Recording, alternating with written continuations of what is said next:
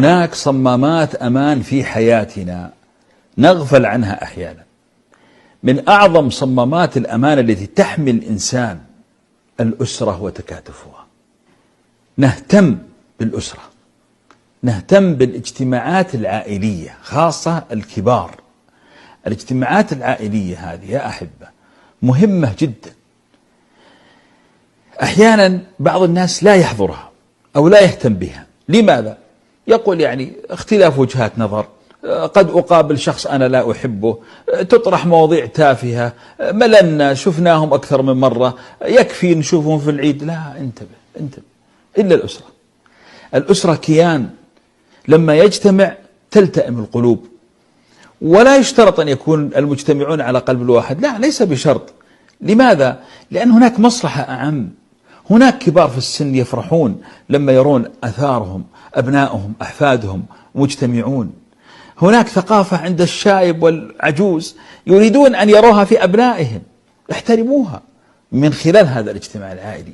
هناك نساء نريد أن يعرفها أهلنا أقاربنا، لعل الله عز وجل يرزق هذا الفتى زوج صالح من خلال المعرفة التي تكون في العوائل. هناك أطفال عندما يرون أن هناك لحمة في العائلة وحب وتقارب وبرامج جميلة يحبون الانتماء العائلي. لاحظوا يا كرام، القرى ليس من السهل أن يقع الإنسان في خوارم المروءة فيها، لكن في المدن ممكن. لماذا؟ لأن المدن ضائعة يضيع فيها الإنسان كالبحر، أما في القرى لا. لماذا؟ الناس مجتمعة. كذلك العائلة. فاحرصوا يا كرام، احرصوا، هذه من صلة الرحم الجميلة.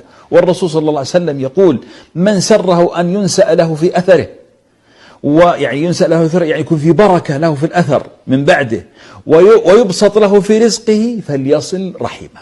هذا من صلة الرحم، هذا من إدخال السرور على الكبير والصغير، هذا من التآلف. أحيانا يكون هناك مشكلة بين شخصين، ننهيها بماذا؟ بالاجتماع، بإصلاح ذات البين. ولا خير في كثير من نجواهم إلا من أمر بصدقة أو معروف أو إصلاح بين الناس. احرصوا على الاجتماعات العائلية. أسأل الله أن يديم الود وأن يكفينا شر الشيطان الذي يريد أن يفرق شملنا وجمعنا. وصلى الله وسلم على نبينا محمد.